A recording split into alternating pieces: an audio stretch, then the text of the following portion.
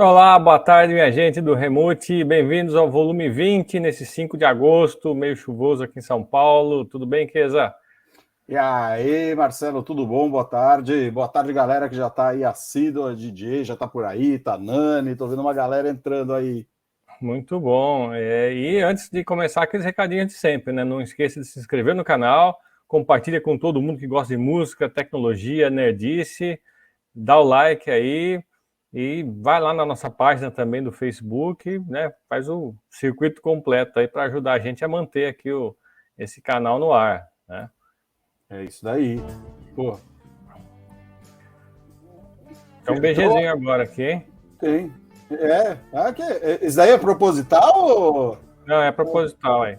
Ah, então tá bom. Pô, e hoje a gente começa o programa também marcado aí pelo trágico episódio do Jô Soares, né, cara? Perdemos um carioca aí nascido aí no dia 16, outro capricorniano aí que nem eu, né? 16/1 de 38 aí.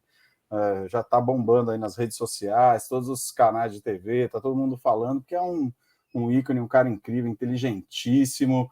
Aí a foto primeira foto aí à esquerda, o Jô Soares com o Renato Corte Real, e à direita aí ele fazendo aquele personagem do Reizinho. Até proposital a gente colocar essas fotos aí, porque mais para frente tem um assunto que remete a esses personagens aí.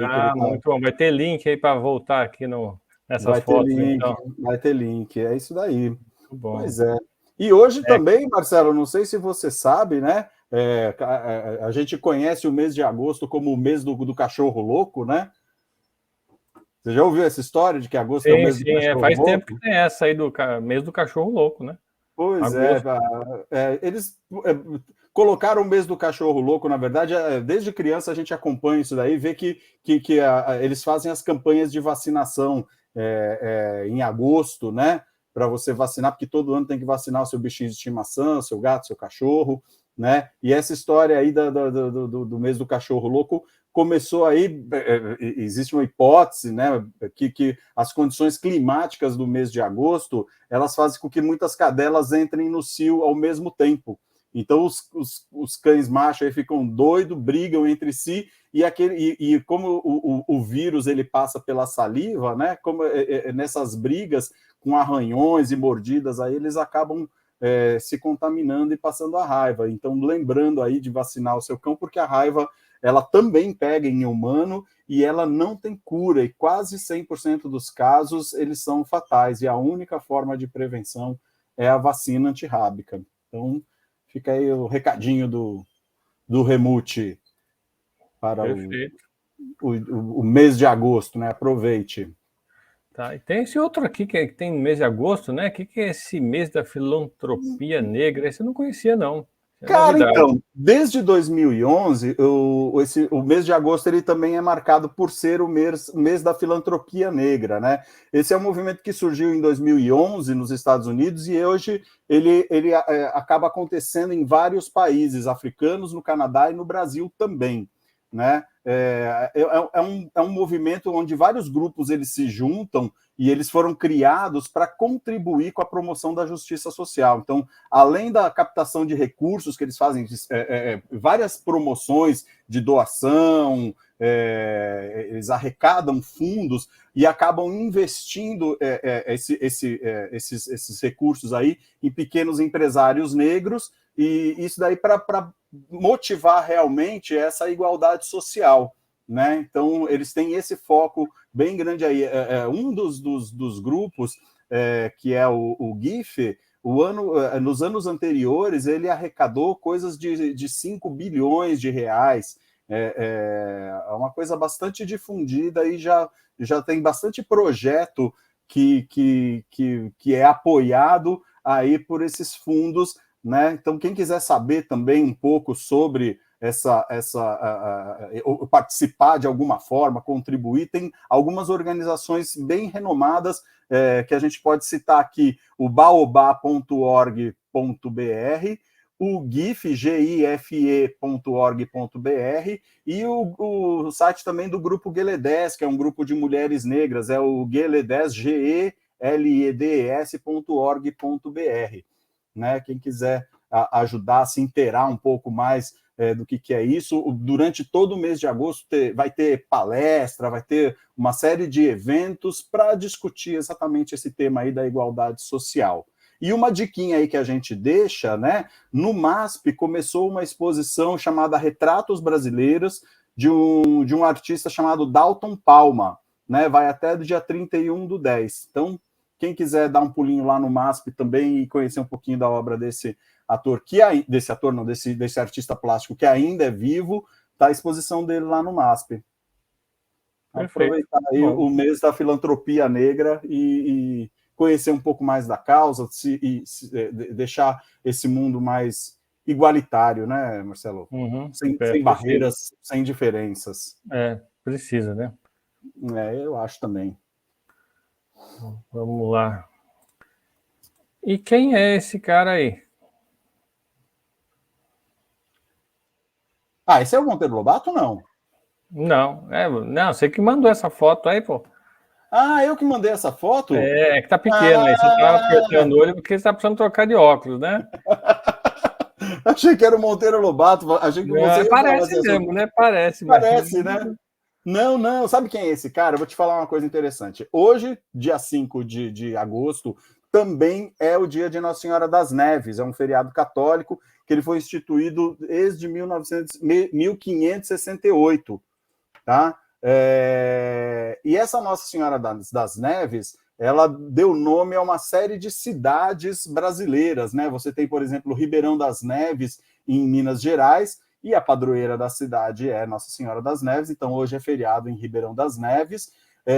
Também é feriado no estado da Paraíba, né? E coincide com a conquista da Paraíba, e é o dia da padroeira, que é Nossa Senhora das Neves lá também. E João Pessoa, que é a terceira cidade mais antiga do Brasil. João Pessoa, na verdade, ela foi fundada em 5 de agosto de 1585, né, pouco depois da proclamação aí desse feriado católico, que foi em 1568, e ela foi fundada com o nome de Cidade Real de Nossa Senhora das Neves, padroeira da cidade até hoje, né? Foi fundada numa colina, às margens do rio Sanhaúa, um afluente do rio Paraíba, e logo passou a se chamar Filipéia de Nossa Senhora das Neves, em 1588, em homenagem ao rei Filipe, que na época ele acumulava as coroas da Espanha e de Portugal. Posteriormente, ela foi chamada de Frederikstad, que foi uma das principais cidades da Nova Holanda, junto com Mauritsstad, que é a atual Recife, e a denominação atual João Pessoa é uma homenagem a esse cara que está aí na foto. É um político paraibano chamado João Pessoa Cavalcante de Albuquerque, que é sobrinho de Epitácio Pessoa, que foi presidente do Brasil de 1919 a 1922, e foi assassinado em 26 de julho de 1930, na cidade de Recife, quando ele era presidente do Estado e concorria como candidato a vice-presidente na chapa do Getúlio Vargas, né? Esse fato causou uma comoção popular, sendo o estopim da Revolução de 1930, e a Assembleia Estadual aprovou a mudança do nome da capital do estado da Paraíba em 4 de setembro de 1930, graças a esse cara aí, João Pessoa Cavalcante de Albuquerque. Graças a essa pessoa aí. Graças a essa pessoa, sobrinho de Epitácio Pessoa. São muitas pessoas, né? E parece que foi um crime passional, se eu não me engano, né? Eu não lembro muito bem da história, mas parece que foi alguma coisa passional e sei lá. Cara, você sabe que não foi isso daí não foi muito bem esclarecido, porque talvez a história do crime passional tenha vindo até para encobrir essa condição política da época, um crime político, porque muita gente acredita que isso tenha a ver com a política, né? Que ele era candidato na chapa na chapa do Getúlio Vargas, e ele já era um presidente do Estado, né? Chamava-se presidente do Estado na época, né? Ele não era governador, não chamava governador, mas ele era, na verdade, o governador do Estado da Paraíba, e ele concorria na chapa do Getúlio. Então, não é muito claro essa história do assassinato dele, né? Pode ser que eles tenham enredado para esse lado do crime passional exatamente para dar uma acobertada aí num crime político. Ou juntou mesmo, né? Juntou a fome com a vontade de comer e matou pelos dois motivos, quem sabe, né? Pois é.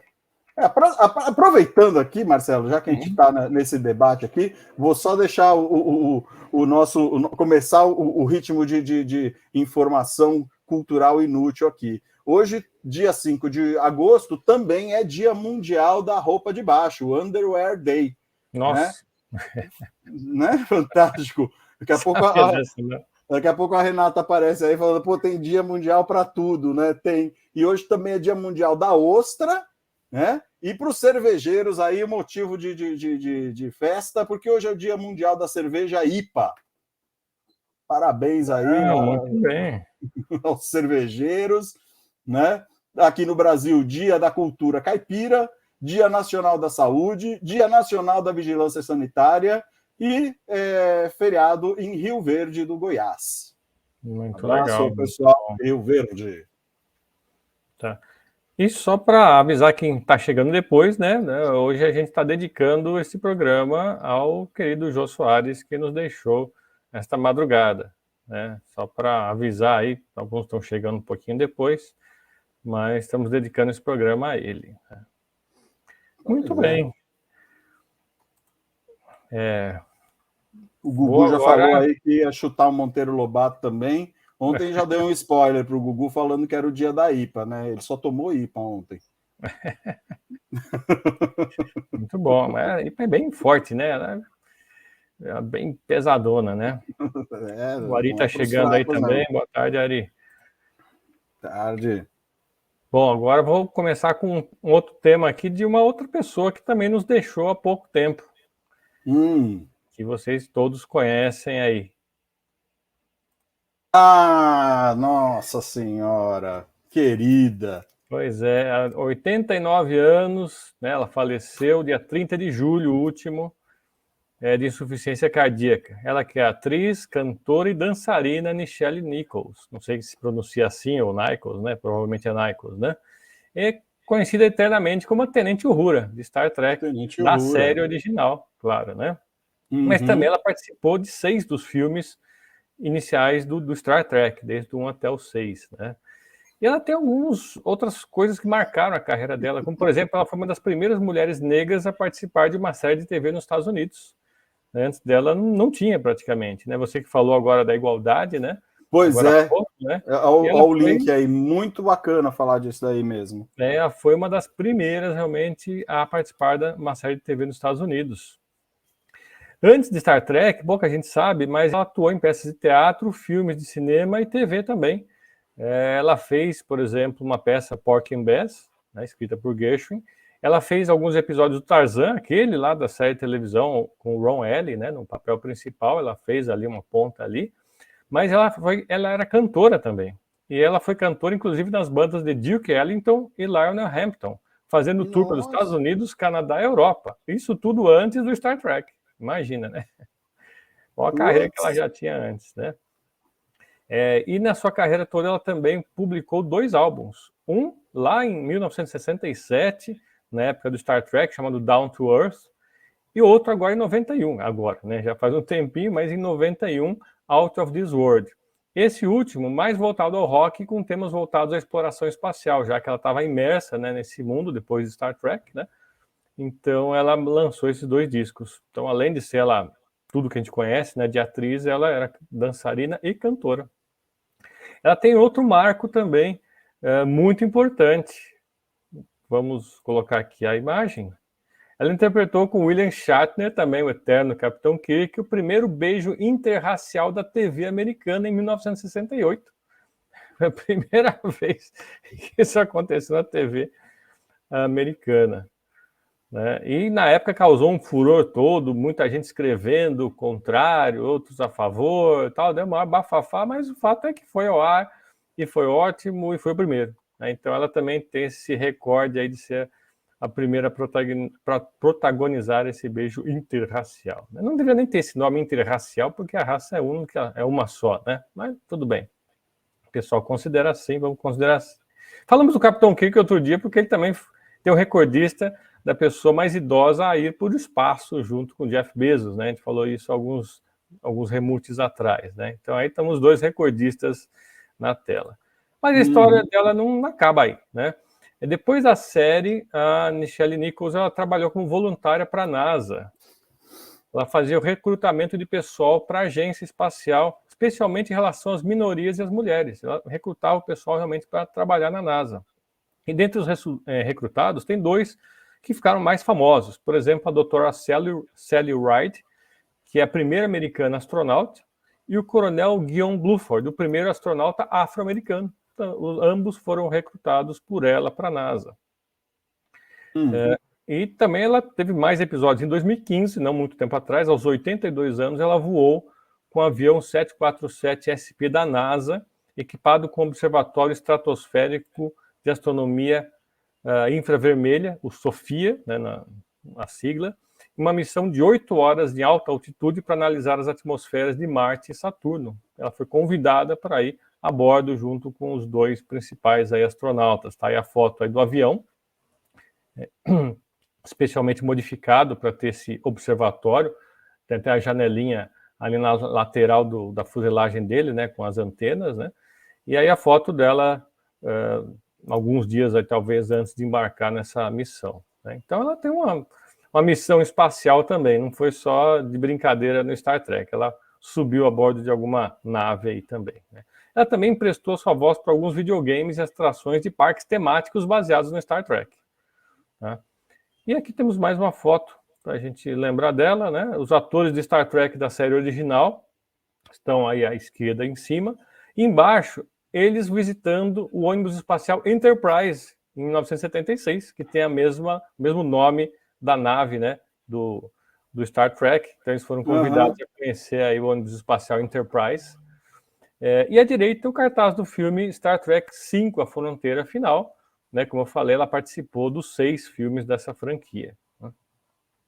Dentre outras homenagens, também podemos citar que ela tem o seu nome atrelado a um asteroide, o 68410 Nichols, que foi dedicado o nome em homenagem a ela. Ela tem uma estrela na calçada da fama de Hollywood, e ela também tem um prêmio chamado Life Career Award, né, o prêmio da carreira da vida, né, pela Academia de Filmes de Ficção Científica, Fantasia e Horror, que foi dado em 2016, e novamente é a primeira mulher a receber esse prêmio. Veja só quanta coisa ela foi pioneira. A importância dessa figura, né, cara? Nichelle, fantástico. Muito bom, hein?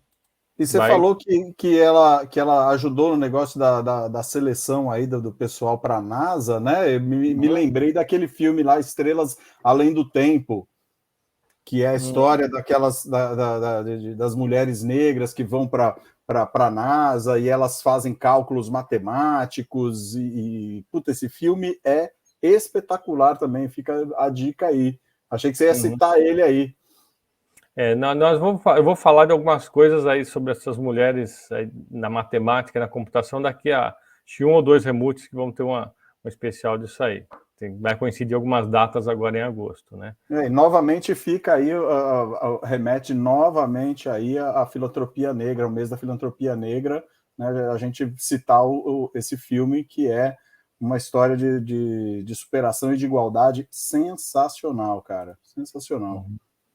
Inclusive, só comentar também que, infelizmente, esses 2 que eu comentei, que ela recrutou, a doutora Sally Ride e o coronel, eles morreram na explosão do Columbia, né? Então, infelizmente, aconteceu isso também, né? Mas não tem nada a ver com ela, obviamente, né? Mas ela deve ter ficado muito chocada com isso, né? Caramba, com certeza, né? Sem sombra de dúvida. Aqui que temos... Marcelo, hoje 5 de agosto, né, cara? Aonde você estava exatamente no dia 5 de agosto, há 6 anos atrás, 5 de agosto de 2016? Você se lembra? Não sei, não me lembro, não. Eu sei onde eu queria estar. Não me lembro muito o que eu comi ontem, mas tudo bem. Não sei. Pois é. Onde que aconteceu em 5 de agosto de 2016? Eu queria estar no Maracanã. porque teve a abertura dos Jogos Olímpicos do Rio de Janeiro, em 5 de agosto de 2016. Nossa, muito bom. Né? Foi a primeira vez que os Jogos Olímpicos aconteceram na América do Sul. Né? Dia 25/5, um pouco antes, aí, o COB divulgou um videoclipe com a versão da música Vida do Viajante, de Luiz Gonzaga, que foi interpretada por vários cantores, né? E no dia 3/7, na verdade, esse videoclipe aí também, Vida de Viajante, ele foi o tema também que foi usado na passagem da tocha olímpica, né? Por isso que ele foi, esse negócio de ser interpretado por vários cantores aí também tinha esse significado, né? De várias pessoas carregando a tocha e a vida de viajante, e o Luiz Gonzaga, que é sempre uma pessoa que vale a pena a gente citar, né? No dia 3/7, o programa Fantástico divulgou o videoclipe com a música tema dos Jogos Olímpicos, que é uma música chamada Alma e Coração. A letra foi escrita pelo Léo da Baixada, Vitor Reis e Rodrigo Marques, e foi interpretada pelos cantores Tiaguinho e Projota, né? A cerimônia de abertura ela foi criada e dirigida pelos incríveis brasileiros Fernando Meirelles, né, que foi diretor aí de vários filmes, entre eles Jardineiro Fiel, Ensaio sobre a Cegueira, Cidade de Deus, Menino Paluquinho, Dois Papas, Castelo Rá-Tim-Bum. Ele era diretor do Castelo Rá-Tim-Bum na época da TV. A Daniela Thomas, que é filha do Ziraldo, e ela co-dirigiu aí Terra Estrangeira e Linha de Passe, e o Andrusha Waddington, né, que também foi diretor dos filmes Eu, Tu, Eles, Casa de Areia, Chacrinha, O Juízo, né, e eles fizeram a parte da direção artística, e a coreografia foi assinada pela Débora Colker, que também é uma coreógrafa espetacular, do Grupo Corpo, né, fundou o Grupo Corpo, né. Agora, uma curiosidade sobre o Rio aí, que acho que todo mundo lembra da cerimônia, a gente vê cenas dessa cerimônia, eu olhando essa semana aí para compilar alguns assuntos aí para a gente conversar, e vi as cenas, cara, é emocionante, foi muito bonita a nossa cerimônia, a gente fez um trabalho muito legal, aquele pessoal fazendo parkour, o mapping, né, projetar aquelas projeções de mapping no meio do estádio, os fogos, as cores, as coreografias. O Brasil é um país muito alegre, muito festivo, fez uma festa muito bonita, né? Agora, uma curiosidade que eu queria citar aqui é que as medalhas que foram usadas nas Olimpíadas, elas foram as medalhas mais pesadas de todos os Jogos Olímpicos de todos os tempos. Cada medalha tinha 500 gramas. Nossa, meio quilo de medalha. Meio quilo de medalha. Caramba, não sabia disso, não. E olha só que interessante, a medalha de ouro, ela tinha 494 gramas de prata e 6 gramas de ouro. A medalha de prata era pura prata, 500 gramas de prata, e as medalhas de bronze eram feitas com 475 gramas de cobre e 25 gramas de zinco. A fita que fazia as medalhas, ela era produzida 50% de garrafa PET reciclada, e o estojo que guardava as medalhas, ele foi feito com madeira produzida nas áreas de atividade ambiental sustentável e socialmente responsável. Legal isso também, né? As caixinhas, elas eram iguais ou muito parecidas com as que foram entregues em Londres, né? Mas com as nossas madeiras de área sustentável. Agora, olha uma coisa interessantíssima. As medalhas paralímpicas, elas contam com os guizos que emitem sons diferentes em cada cor de medalha. Você sabia dessa? Não sabia não. Isso é só no Brasil ou todas as Paralimpíadas são assim? Não, foi nessas medalhas do Brasil, especialmente nas medalhas do Brasil. Elas vinham com guizos que tinham um sonzinho diferente para dar essa experiência sensorial aí para os vencedores da Paralimpíada também. Bacana, né? bacana. Legal. E em relevo, na imagem das medalhas das Olimpíadas, você tinha a deusa Nike, ou Nike, ou Nice, né? Que você já falou ela em outro outro remute, né, que é a deusa da vitória, né, e no verso tinha uma coroa de louros com o logo do Rio. Na medalha paralímpica, ela era um pouco diferente. Tinha o logo dos Jogos Paralímpicos de um lado e do outro lado tinha inscrições em braille. Ah, bacana. Muito legal. Então, multimídia, né? É bacana também a gente acompanhar um pouquinho aí dos bastidores de como é que foi produzido isso e, novamente, a gente falando de inclusão e igualdade, né, cara? Sim, novamente. E você falou o peso das medalhas, não chega a 500 gramas, mas é bem parecido com uma libra, né? Uma libra dá 450 e poucos gramas. Será que a ideia não era ser uma libra? Talvez. Ou foi meio coincidência também, né? Um valor aí parecido. Talvez. Né? Talvez a gente tenha arredondado para 500 gramas, né? Porque... Você falou do peso, você está com peso fácil aí, da de ouro aí não? A de ouro, sim, ela tinha 494 gramas de prata e 6 gramas de ouro. Somando dá 500. É verdade.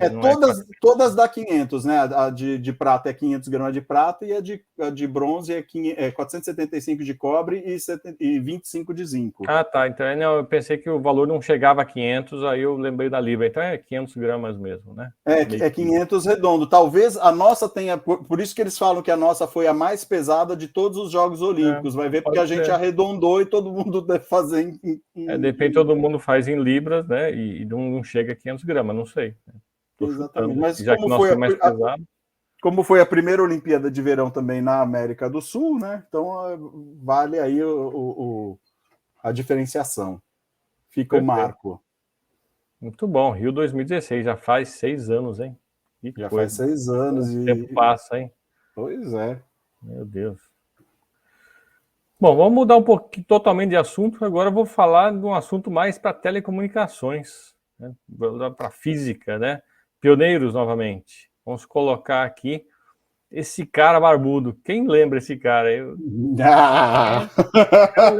Esse cara lembra do presidente lá, o Lincoln, não parece? O Lincoln lá, o presidente americano? Verdade, não é, mas lembra um pouquinho, né? Lembra também o Wolverine, assim, se você forçar um pouco a barba. Mas não é. Esse cara é o físico irlandês John Tyndall. Não sei se assim se pronuncia, né? Deve ser Tyndall. Ele nasceu em 2 de agosto de 1820, ou seja, há 202 anos. Ele foi um físico muito importante do século XIX. Ele ficou conhecido por seus estudos sobre diamagnetismo e depois suas descobertas na área da radiação infravermelha, as propriedades físicas do ar. Ele, inclusive, provou a conexão entre o CO2, o dióxido de carbono, e o efeito estufa, lá em 1859. Ele também estudou o movimento das geleiras, visitando diversas vezes os Alpes suíços. E justamente por essa contribuição no estudo da movimentação das geleiras, você pode ver esse monumento à direita, que é um monumento em homenagem a ele, lá na Suíça, justamente perto de uma das geleiras, né, uma geleira chamada de geleira de Alet. E puseram esse monumento lá em honra a ele, né? Ele publicou mais de uma dúzia de livros, levando a física experimental de ponta a uma ampla audiência em pleno século XIX. Ele escrevia livros de física, descrevendo experimentos e fazendo uma divulgação científica lá no século XIX. Né? Ele era professor de física na Royal Institution of Great Britain, lá em Londres, e foi eleito membro da Sociedade Filosófica Americana em 1868. Em uma de suas palestras, ele demonstrou a propagação da luz por um fluxo de água em queda pela sua reflexão interna total. Justamente esse é o princípio que faz com que a luz fique presa dentro do núcleo das fibras ópticas. Não foi ele que descobriu essa propriedade, mas ele demonstrou e demonstrava isso em experimentos práticos para os seus alunos e para as pessoas que iam nas suas palestras, né? Eu vou mostrar um vídeo agora em seguida que eu gravei junto com meu colega Celso, recriando esse experimento. Né? Rapidinho, daqui a pouco eu já mostro. Né? Mas antes eu só vou falar o finalzinho da história dele.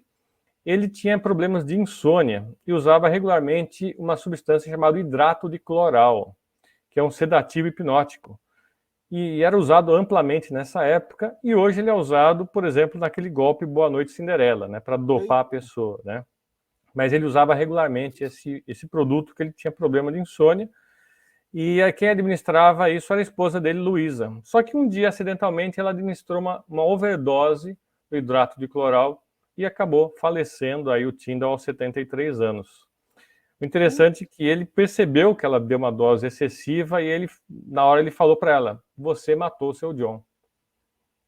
Caramba. E aí não deu tempo de mais nada. Putz. É muito legal essa experiência que você falou aí, que acabou dando referência aí para refração aí dentro de meios com densidade diferente, né, com índice de refração diferente, porque a luz acaba fazendo curva, né, cara? A gente acha que a luz é só linha reta, mas ela acaba fazendo uma curva quando ela reflete, né? Então, no caso aqui, você pode ver o experimento. À esquerda, né, que eu vou mostrar o videozinho daqui a pouquinho, tem um tubo com líquido, água, mas pode ser um outro líquido um pouco mais denso, que é o que a gente usou, e você joga um feixe de luz, um laser no caso, e ele vai seguir o tubo de água e vai, em vez de ficar em linha reta, sair para frente do tubo, ele vai acompanhar o feixe e iluminar onde está caindo a água. E justamente esse é o princípio que é usado na fibra ótica, que é a foto, né, a imagem à direita, que mostra o núcleo de uma fibra ótica e feixes de luz que ficam aprisionados e vão nesse núcleo de fibra e vão fazendo as curvas que a fibra faz, desde que, claro, eu não faça uma curvatura excessiva na fibra ótica, que aí eu excedo o ângulo crítico, mas enquanto eu tiver curvaturas suaves nessa fibra ótica, a luz vai se refletindo por causa da reflexão interna total, e aí sai do outro lado. Tá. E eu fiz com o meu colega Celso, não sei se ele entrou aqui hoje ou não, acho que ele não teve tempo de entrar aqui, mas eu vou mostrar agora esse experimento. É rapidinho, e vou deixar depois, tá na descrição desse vídeo, e na versão editada eu vou colocar como um card aqui em cima, o vídeo no YouTube um pouco mais extenso com esse experimento. Vou rodar ele agora. Legal.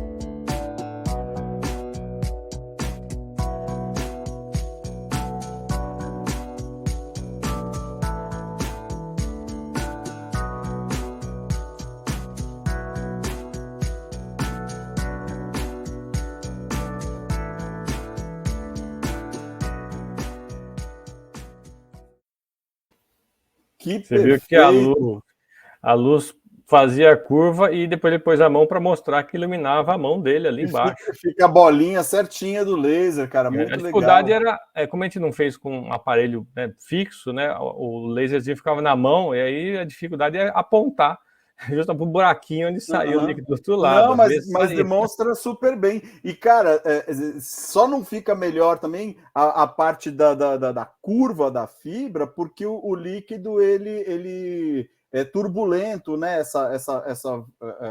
A hora que ele vaza, né? Ele é turbulento, porque se ele saísse num feixe bem redondinho assim, dava para ver, inclusive, porque no comecinho ali, na saidinha, você até vê... Ao vivo dava, quando a gente estava ali fazendo, a gente via a hora que conseguia ver exatamente o feixe fazendo a reflexão. Os triângulozinhos assim. Dava para ver, mas é muito sutil, porque vários fatores ali, a turbulência da água, a mão que treme, então mas muito bacana, a gente conseguiu recriar esse experimento que foi feito aí no século XIX, e isso depois juntou com outros experimentos de outras pessoas e acabou dando na fibra ótica hoje em dia, né? Cara, muito legal. Muito legal mesmo. Bem, então esse foi o John Tyndall, um dos precursores, aí, um dos vários precursores aí da fibra ótica. Sensacional. Parabéns, Marcelo, essa experiência bem ilustrativa e bem legal, cara. Bacana. Agora você vai cruzar o Atlântico aí, né? Olha isso aqui. Para quem conhece isso daqui, vamos ver. Eixe. Me desconectei aqui sem querer. Quer que eu ponha alguma foto aqui, não? Enquanto você...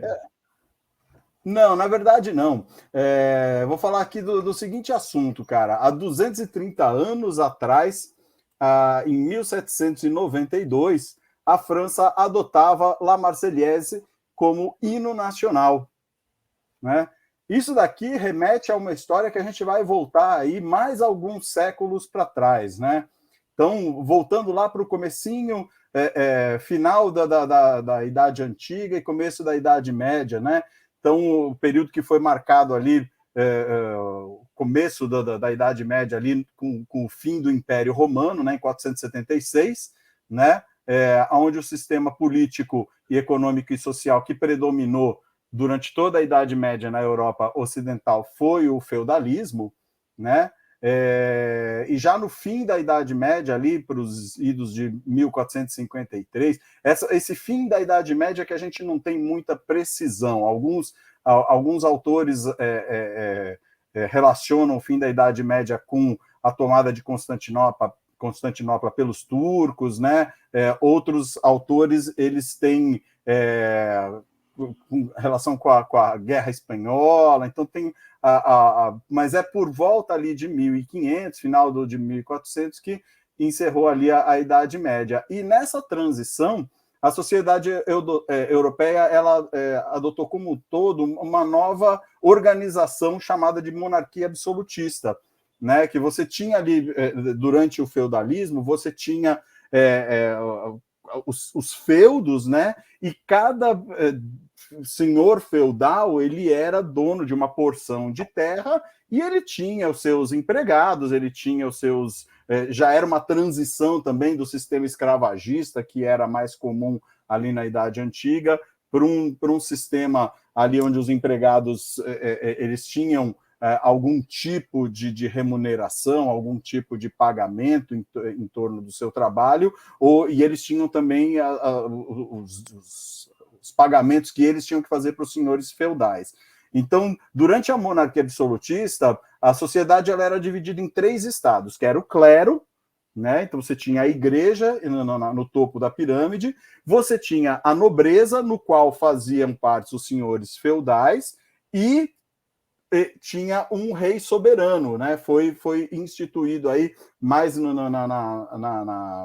no final aí da monarquia, da monarquia absolutista ali, melhor, a monarquia absolutista ela definiu que você tinha esses 3 estados, e o rei soberano ele deu títulos de nobreza para os senhores feudais já no final aí da Idade Média, e os senhores feudais eles faziam as arrecadações e sustentavam o rei como o soberano de um país, né?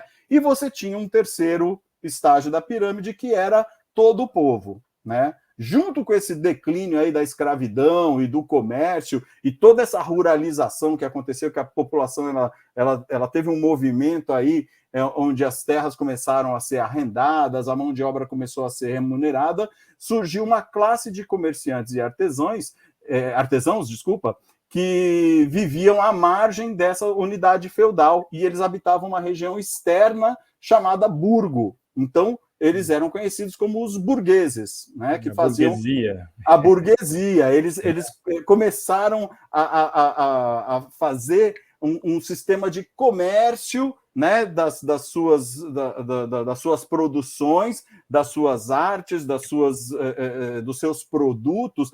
E você tem aí, por que eu fui remeter tão lá atrás? Porque você tem aí o começo do capitalismo, né, que é você ter não só a busca por um lucro em cima de uma troca de mercadoria, mas você ter também uma disposição dessa mercadoria, você conseguir levar essa mercadoria a outros, você fazer uma troca, né? Então, um lugar que não tem trigo passa a ter trigo, um lugar que não tem carne, eles invertem essa coisa. Então, não é mais o sistema exclusivo de troca, e você também não fica fechado no feudo com a sua produção, né? Você começa a ter uma disseminação aí de produtos, né? Então, o capitalismo já vem com isso daí. E a burguesia, ela já com essa evolução do capitalismo, o povo começou a se rebelar contra o clero e a nobreza, que eles gozavam de privilégios, né?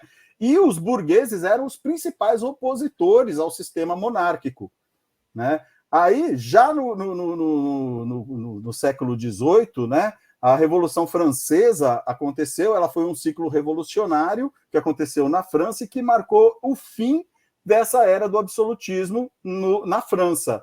E foi significante para uma mudança de consciência mundial, né? O marco de início da Revolução Francesa foi a queda da Bastilha em 14 de julho de 1789. A população parisiense ela se rebelou, atacou a Bastilha, que era uma prisão onde eram enviados opositores do absolutismo monárquico francês, e assim começaram os movimentos para a formação de uma Assembleia Nacional Constituinte que ia definir os direitos dos cidadãos, né? O problema foi que, em 4/8, eles realmente publicaram uma Constituição, né?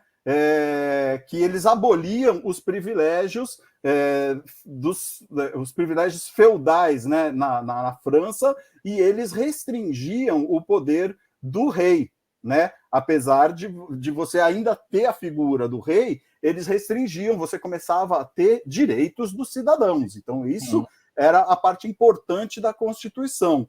Só que isso não foi uma coisa legal, porque acabou transformando a França em uma monarquia constitucional, né? E isso frustrou aqueles que esperavam que a França seria uma república com ampla democracia. Então, não, isso foi tipo um cala-boca aí, um passa-moleque, né? Mas o povo não engoliu isso daí. E aí o povo continuou a revolução, né? O rei Luís XVI, na época que era o rei vigente ali, né? Ele tentou fugir da França, mas ele foi capturado e foi decapitado no início de 1792, né? Em 25 de abril de 1792, o prefeito de Estrasburgo pediu para Roger de Lisle, né, que tem uma fotinho dele aí de um quadro, né, ele pediu para Roger de Lisle compor uma canção que reuniria os soldados de todas as partes para defender a pátria quando ela era ameaçada. Tá aí o Roger. Essa pintura aí é de Isidore Pilser, é de 1849. Ela está no Museu Histórico de Estrasburgo e retrata exatamente esse momento do jovem Roger de Lisle cantando a Marselhesa pela primeira vez, né? Na verdade, não se chamava Marselhesa, né? O prefeito de Estrasburgo pediu para que o Roger compusesse uma música para reunir os soldados quando a pátria estivesse ameaçada, e naquela noite o Roger escreveu Chant de guerre pour l'arme de Rhin. Eu não sei se é assim exatamente que se pronuncia, mas a tradução é a canção de guerra para o exército do Reno, né? Em 30 de julho de 1792, um jovem revolucionário chamado François Miraut cantou em uma reunião patriótica em Marsella essa música, e as tropas de Marsella acabaram adotando essa canção como Marcha da Guarda Nacional de Marsella. Em 30/7, os revolucionários de Marsella entraram em Paris, entoando a marcha, que passou a se chamar Marselhesa, porque vinha com o pessoal de Marsella. Né? E em 14/7 de 1795, houve um decreto que tornou a Marselhesa o primeiro hino da França. Muito bom. E está aí a Marselhesa que a gente conhece. Agora, uma coisa interessante dessa história aí também é a figura do Napoleão Bonaparte. Né?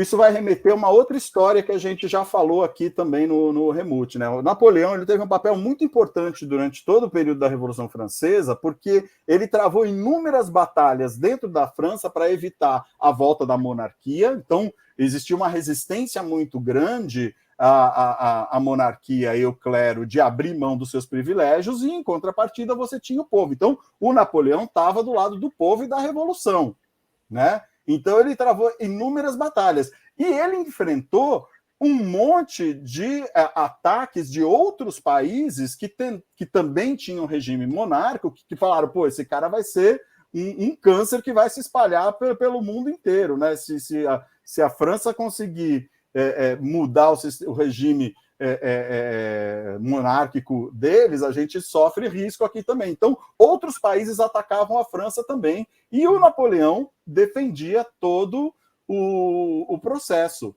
né?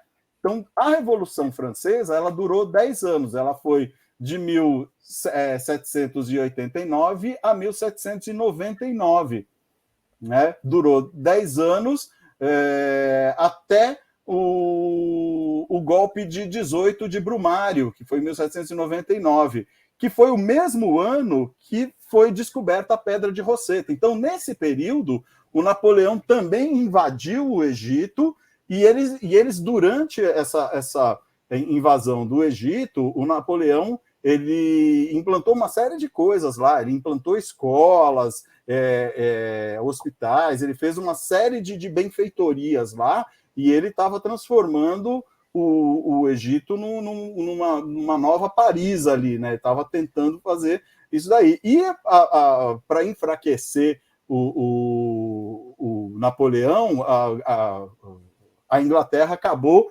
invadindo o Egito e conquistou o Egito dele e descobriu a Pedra de Roseta, que a gente falou uns remutes atrás, e levou a pedra para a Grã-Bretanha depois, né?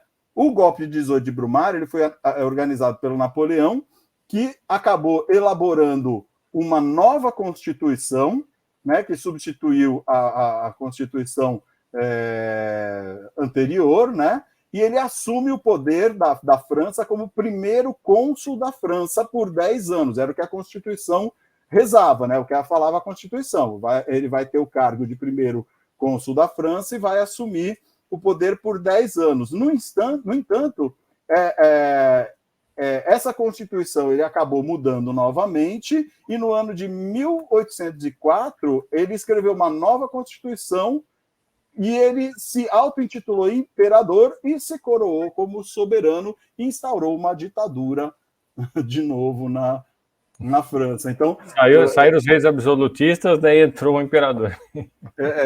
A história se repete até hoje em todos os lugares do mundo, né? O cara critica, fala assim, não, o seu governo é uma porcaria, não sei o quê, eu vou entrar e vou mudar. Aí ele entra e faz as porcarias, começa ele a fazer as porcarias que o outro fazia, né? Se não pior, né? Então, e aí, quando ele tentou invadir Portugal, D. João VI fugiu para o Brasil, né? E a família real veio para cá em 1808. Né? E você vê que o reflexo, para a gente, ele é tardio, porque a gente teve a nossa república aí bem mais tarde, 60, 70 anos depois aí, né? Mas é engraçado esse quadro aí que você mostrou aí do compositor cantando, né? E o cara que fez a imagem, a pintura, ele foi bem icônico ao colocar as roupas do cara azul, branco e vermelho, né? As cores da bandeira, né? Provavelmente ele não cantou desse jeito, né? Mas já fez todo um simbolismo com as cores da roupa do cidadão, né? E essa outra imagem aqui que você mandou aqui, você não vai falar alguma coisa dela? Isso daí, cara, é uma escultura que está no Arco do Triunfo, e são os revolucionários que eram de Marsella, são os revolucionários de Marsella quando eles marcham em Paris, simbolizando essa marcha dos revolucionários, que eles chamam de voluntários, né? Uhum. Você vê que são... Allons enfants de la patrie, le jour de gloire est arrivé. Sacanagem, né, cara? Edith Piaf cantando a Marselhesa até emociona. Já é uma canção lindíssima, né, cara? É um dos hinos mais bonitos, e é uma canção lindíssima. Agora, na voz da Edith Piaf, se transforma numa ópera, né, cara? Se transforma num clássico. Sim. E falar em clássico, você vê essa escultura lá na face do Arco do Triunfo, representa os soldados de Marsella, mas com motivos romanos, né? Você vê que toda a roupa toda é com motivos aí romanos. Quer dizer, quando você chega na época clássica, que iluminismo, isso tudo, o pessoal volta, né? A cultura, diferente do que era na Idade Média, volta aí à era clássica, né? Volta, as bases, né? Os romanos, os gregos, né? Exatamente. Muito legal, muito bom. Chuta, Marcelo. Vamos lá. Agora eu vou para a minha história principal aqui. A minha é maior aqui. Vamos ver. Vamos fazer um suspensezinho aqui no começo, né? Deixa eu localizar aqui o texto exatamente. Bom, você voltou aí para o século XIX, eu também vou voltar para o século XIX, de novo. 30 de julho de 1818, há 204 anos, nascia na Inglaterra uma escritora e poetisa chamada Emily Jane Bronte. Ela escrevia sob o pseudônimo masculino de Alice Bell. E já vou dar um spoiler aqui, ela faleceu ainda jovem, aos 30 anos de idade, de tuberculose. Mas ela teve tempo de compor várias obras, e entre elas, uma delas que é conhecida até hoje. Alguém reconhece o nome de Emily Bronte? Caramba. Mas assim, você vai conhecer o nome da obra dela. Nem o pseudônimo me remeteu a nada. Acho que, vamos colocar aqui o retrato dela e o seu principal romance. Esse é o único retrato existente da Emily Bronte, que foi pintado pelo seu próprio irmão e que sobreviveu aí ao tempo, né? E à direita, o livro é um romance gótico, né? Amor e ódio, e como é romance gótico, é muito mais ódio do que amor, né? Inveja, traição, tortura, mortes, mas chamado Wuthering Heights. Eu não sei muito bem pronunciar essa palavra, Wuthering Heights, que em português foi traduzido como O Morro dos Ventos Uivantes. Então essa é a obra original da Alice Bell, né, que é o pseudônimo da Emily Bronte, Wuthering Heights. Essa obra ela foi publicada em Londres em 1847 e hoje é considerado um clássico da literatura britânica. Qual que é a história? A história retrata duas famílias da pequena nobreza que vivem nos pântanos, em West Yorkshire. Duas famílias, os Earnshaws e os Lintons. E aí tem os relacionamentos dessas duas famílias e o filho adotivo de Earnshaw, chamado Heathcliff, e a sua paixão pela irmã adotiva Catherine. A questão é que o Heathcliff ele foi adotado pelo patriarca da família, que era rico, e que vivia na mansão Wuthering Heights, e só que o Heathcliff ele era talvez descendente de cigano, talvez escravo, talvez negro, o livro não deixa isso muito claro, mas era de uma classe inferior. E vem para a família rica. O irmão legítimo, né, o irmão que realmente de sangue, fica, né, com inveja, maltrata ele, e todo mundo maltrata ele porque ele veio de uma origem humilde, tem uma cor diferente, novamente voltando ao tema aqui, né, da igualdade racial, e ele é maltratado, e quem defende ele é a irmã, também adotiva, Catherine. E acaba desenvolvendo uma paixão entre eles, o Heathcliff e a Catherine. Eventualmente a Catherine morre, e aí Heathcliff fica doido, tem pesadelos com ela, ele fica rico no meio da tramóia toda aqui, ele volta e começa a se vingar de todo mundo que maltratou ele e tal, mas ele fica tendo pesadelos com a Catherine. E tem um inquilino dele, inclusive, da mansão, porque ele acaba herdando a mansão do pai, que já havia falecido, e tem um inquilino dele que uma noite tem um sonho de alguma coisa batendo na janela, ele acha que é um galho, ele vai abrir a janela para pegar esse galho, tirar esse galho, e pega na mão de uma pessoa, de uma moça, que está gelado, ele fica assustado, acha que é um fantasma, e conta isso para o Heathcliff, e o Heathcliff fica, nossa, eu tenho esses pesadelos, e agora você me conta isso também, então isso é meio que real, não é só da minha cabeça, né? Então, o livro todo se passa sobre isso. Eventualmente, Heathcliff morre também, e aí alguém vê os fantasmas de Heathcliff e Catherine juntos, finalmente, em algum lugar ali perto da mansão, né? Então, eles conseguem se juntar após a morte, né? Bem gótico mesmo, né? Uhum. Então, essa é mais ou menos a trama, né? Ela expande-se por 3 gerações da família, e essa é a questão, né? Mas eu quero falar das continuações, né? Esse livro ele foi adaptado para cinema, para TV, teve um monte de adaptação. A primeira versão para o cinema de 1920 foi perdida, não se tem mais. A mais famosa adaptação foi a seguinte, de 1939, com o ator premiadíssimo Laurence Olivier e Merle Oberon, que é a imagem à esquerda, vocês estão vendo, né? Sim. Uhum. Então vocês têm aí a imagem à esquerda da primeira adaptação que sobrevive até hoje e é a mais conhecida do Morro dos Ventos Uivantes. Como curiosidade, a Merle Oberon, que fez o papel de Catherine, aliás, Heathcliff e Catherine, lembrem bem desse nome e dessa historinha do fantasma que vocês vão ver daqui a pouquinho novamente. Ela é famosa, né? E o primeiro papel de Merle Oberon, que é a moça no cinema, foi como Ana Bolena, uma das esposas do Henrique VIII, no filme A Vida Privada de Henrique VIII, um filme de 1933. E já falamos das 6 esposas do Henrique VIII aqui em outro Remute. Vou deixar depois, na versão gravada, o card aqui para vocês verem um pouquinho sobre isso e sobre a sua relação com o Rick Wakeman e seu álbum aí das esposas. Das 8 esposas. Das 6. Não das 6 esposas. É esposa demais, cara. Não são 8 esposas do Henrique VI, não. São 6 esposas do Henrique VIII. Já inflacionei.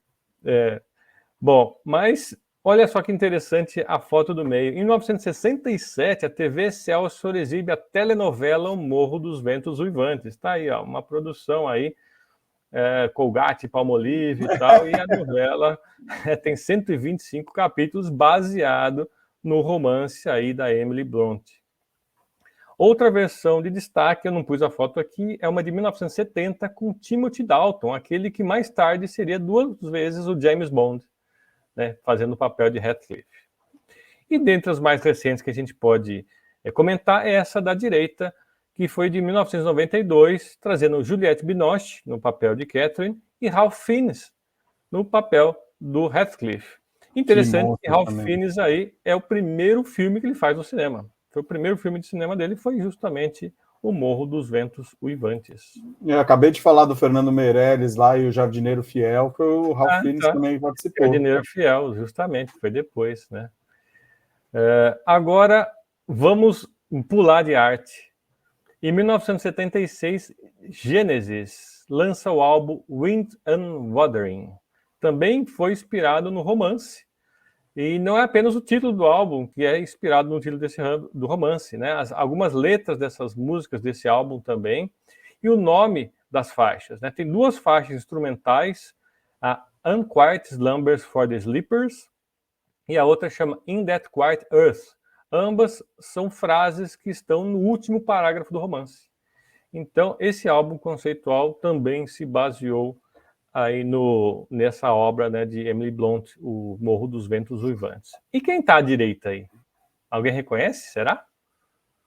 Quem não reconheceu, não pôs no chat aqui, antes de eu falar dela, ela também fez uma música em homenagem a essa obra. E o nome da música é Wuthering Heights. Quem se lembra dela? Ela lançou essa música em 1978, aos 18 anos de idade, a cantora. Ela foi inspirada muito pelo filme, pelo livro, afetou muito a sua adolescência, ela ficou marcada por essa história, né? É a Kate Bush? Exatamente, é a Kate Bush. Exatamente, Kate Bush. E ela ficou mais impressionada ainda porque ela nasceu dia 30 de julho, no mesmo dia que nasceu a Emily Blunt. Ela nasceu no mesmo dia, claro que muitos anos depois, né? Mas ela nasceu no mesmo dia da autora. Ela ficou muito emocionada, ela, numa noite só, numa sentada só, ela escreveu essa música, e por coincidência, no 5 de março de 77, no dia que eu completei 10 anos de idade, né? 5 de março. E ela fez a música Wuthering Heights, muito famosa, e outra pioneira. Ela foi a primeira vez que uma mulher chegou ao topo da parada britânica com uma composição feita por ela mesma. Incrível, né? Outra pioneira aqui. E falando dela, antes de continuar na história, né? Ela acaba de chegar nesse mês, de novo, no número 1 no Spotify, agora, nesse mês aqui, em 2022, ela voltou no topo no Spotify com a música Running Up That Hill, também um sucesso daquela época, dos começo dos anos 80, porque essa música tocou no Stranger Things, a série do Netflix. Assim como Metallica também estourou de novo aqui com as músicas dele e o Nirvana, porque tocam aí no Stranger Things. Então ela voltou agora em primeiro lugar, né? E por causa disso também esse vídeo, né, dessa música que toca no Stranger Things passa de 100 milhões de visualizações no YouTube e voltar no primeiro lugar no Reino Unido novamente. O Gugu tá falando que o Angra também gravou essa música? Tá dando spoiler aqui, eu vou falar disso aí. Vou falar daqui a pouquinho já. Mas antes, vamos tomar um parênteses aqui. O Gugu foi mais rápido, inclusive, que o delay do chat, né? Que o chat demora uns segundos para chegar aqui. Exatamente. Mas eu vou falar já disso daí rapidamente. Mas eu quero só voltar na Kate Bush, porque muita gente ouvia essa música, eu ouvia muito quando era criança, né? Fez um sucesso, e não entendia a letra, mesmo porque não entendia inglês, né? Mas mesmo depois de entender inglês, fiquei sem entender a letra. Mas agora vocês que curtiam essa música vão entender esse clipe, que eu vou colocar um trechozinho pequenininho aqui do vídeo, com tradução em português da letra, são meio minuto, né? Vai dar problema de copyright, não tem problema, na versão gravada vai ficar em branco o áudio, mas vai estar aqui o card e o link na descrição do videoclipe original, traduzido para vocês acessarem, se estão vendo na versão gravada, tá? Preste atenção, porque ela vai falar justamente daquela assombração que eu comentei, né? Vamos lá, vou colocar aqui o vídeo agora.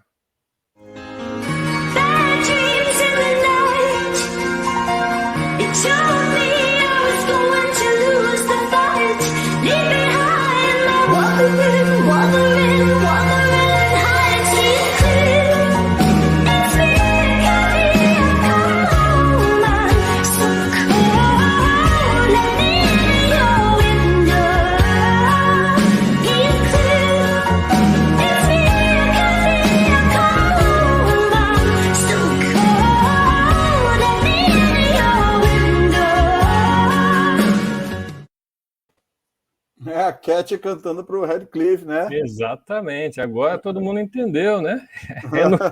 Ninguém tinha entendido por que ela fazia assim no vídeo. Ela é um fantasma, por isso que ela está gelada, né? Ela está entrando pela janela ali, voltando para o Radcliffe, é um fantasma. E muita gente não entendia na época, agora entendemos. Contextualizou, é muito conceitual. E outra coisa que eu ouvi falar também, eu não chequei a letra do Genesis, ela está cantando com uma Catherine. E parece que as letras desse disco que está na tela do Genesis canta como se fosse o Radcliffe, do ponto de vista dele. Então vale a pena ouvir esse disco e entender esse contraponto aí do Radcliffe no disco do Genesis e da Catherine na Kate Bush. Né? Tá. Agora entendi.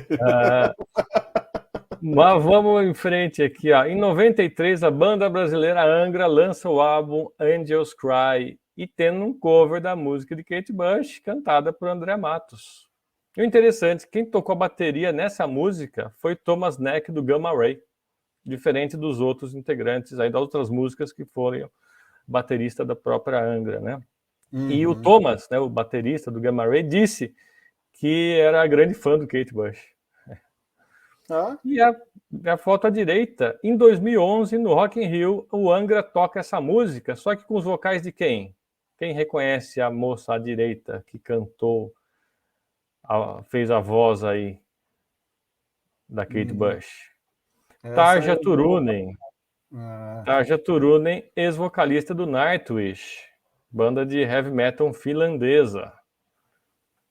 Então, em 2011, ela é que cantou. Vocês podem ver aí no YouTube, vocês veem o vídeo com o Angra tocando Wuthering Heights, de Kate Bush, com Tarja Turunen nos vocais. Muito legal também.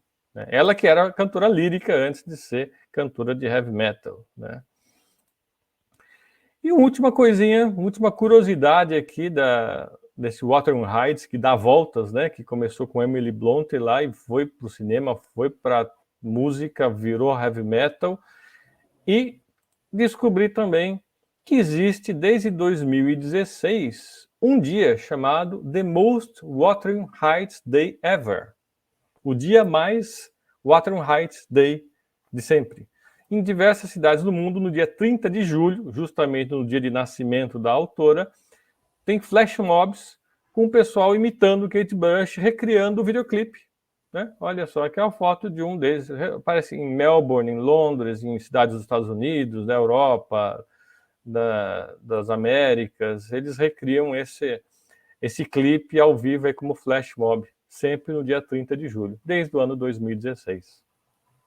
Oi, Que a Taja coisa louca. Turana faz aniversário daqui a pouquinho também. A gente já está no mês do Leão, ela é de 17 de agosto.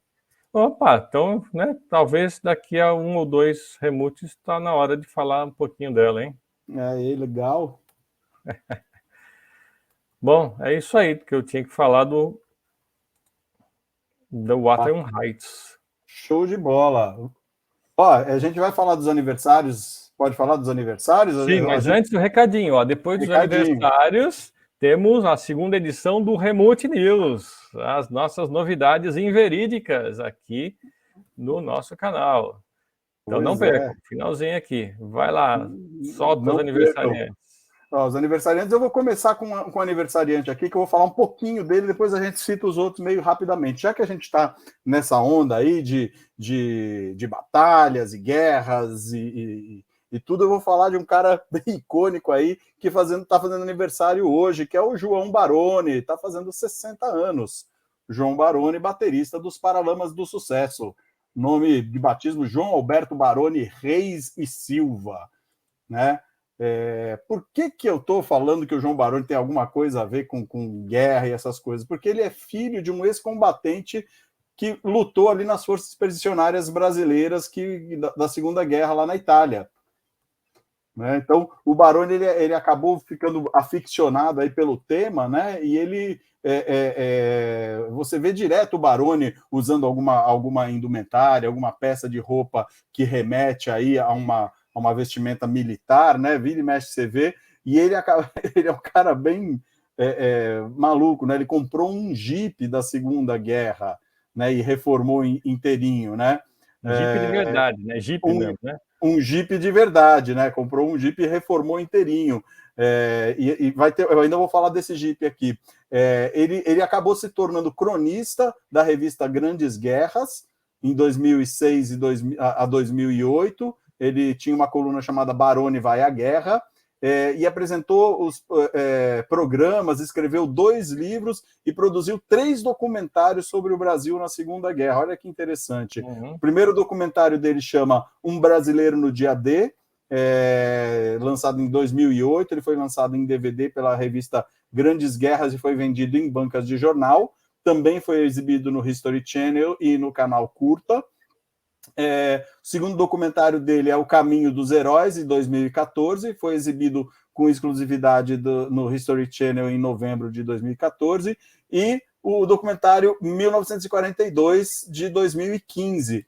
Foi um projeto realizado para o canal On Demand Filos, e que alcançou grande sucesso na sua grade de programação. O filme conta com a participação de figuras ilustres como Pedro Bial, Luiz Fernando Veríssimo, e além de ex-combatentes historiadores que relatam as suas impressões sobre o conflito, bem como as importantes lições deixadas para a posteridade. Nesse documentário, o Baroni mandou o Jeep dele lá para a Europa para gravar cenas junto com alguns combatentes e fazer tomadas locais, e é o Jeep dele que está lá no documentário. Então, legal. Nosso feliz aniversário aí para o João Baroni, 60 aninhos de idade. Né? Outro aniversariante aí que tem a ver com essa parte de guerras e domínio, que também lutou na Guerra do Paraguai. A gente falou há pouco tempo aí sobre a Guerra do Paraguai, que tinha aquele negócio do córrego do Itororó, beber água não achei, né? Foi Marechal Deodoro da Fonseca, nascido em 5 de agosto de 1827, há 195 anos. Nasceu numa família com 8 irmãos, e dos 8 irmãos, só um que não lutou na Guerra do Paraguai, né? O Marechal Deodoro, ele é o Manuel Deodoro da Fonseca, Marechal Deodoro, ele é uma figura central aí no tema da proclamação da República do Brasil, que aconteceu em 15 de novembro de 1889, e foi o primeiro presidente do Brasil. Foi tio também de um outro presidente chamado Hermes da Fonseca. Né? 2 irmãos do Marechal Deodoro, Afonso Aurino da Fonseca e Eduardo Emiliano, morreram na Batalha de Curupaiti, maior derrota da Tríplice Aliança na Guerra do Paraguai, e o Marechal Deodoro da Fonseca lutou com o outro irmão, o capitão Hipólito Mendes da Fonseca, na ponte do Itororó, e o irmão dele morreu nessa passagem, né? E uma frase legal do Marechal Deodoro é: eu só tive um protetor, Solano Lopes. A ele eu devo toda a minha carreira. Então, por ter combatido aí o Solano Lopes nas iniciativas de transformar o Paraguai, aí, de ter um acesso ali pelo Uruguai ali ao mar, e ele queria tomar ali parte do Mato Grosso e o estado do Rio Grande do Sul e uma parte da Argentina, por isso que a gente teve a Tríplice Aliança. Então, por ter combatido por muito tempo aí as iniciativas do Solano Lopes, ele fala que ele foi meu único protetor, ele que promoveu a carreira do Marechal Deodoro. Então, 195 anos do nascimento do Marechal Deodoro. Só deixa eu complementar aqui com uma história curiosa aqui, que eu acabei de ver aqui, que a mãe de Deodoro, né, tem uma estátua de 400 quilos no Rio de Janeiro, e essa estátua foi furtada em 2020. Imagina, furtaram uma estátua de 400 quilos. No mínimo era de cobre e os caras venderam, né? Era uma estátua de... Cadê? Não estou vendo. É bronze. De bronze. É. Pois é. Mas é. Rio de Janeiro não é para amadores, né, cara? Continua aí. Outro cara legal aqui que já faleceu também, mas que nasceu no dia 5 de agosto é Oswaldo Cruz. Oswaldo Gonçalves Cruz. Há 150 anos atrás, ele nasceu em São Luís do Paraitinga, em 1872. Foi médico, bacteriologista, epidemiologista e sanitarista brasileiro, pioneiro no estudo das moléstias tropicais e da medicina experimental do Brasil. Fundou em 1900 o Instituto Soroterápico Federal no bairro de Manguinhos, no Rio de Janeiro, e transformando o Instituto, hoje é transformado no Instituto Oswaldo Cruz e Fundação Oswaldo Cruz, respeitadíssima internacionalmente. Morreu por conta de uma insuficiência renal causada por uma nefrite, mesma doença que matou o pai dele aos 47 anos. Oswaldo Cruz morreu com 45 anos, no dia 11 de fevereiro de 1917. Foi nem com 45, foi com 44 anos. Nossa, jovem mesmo, hein? Muito jovem. Outro aniversariante de hoje, que também é falecido, infelizmente morreu há 10 anos atrás, foi Neil Armstrong. Neil Armstrong também é um leonino do dia 5 de agosto de 1930. E outro, Armstrong, que fez aniversário ontem, foi o Louis Armstrong. Outro Armstrong, dois Armstrong.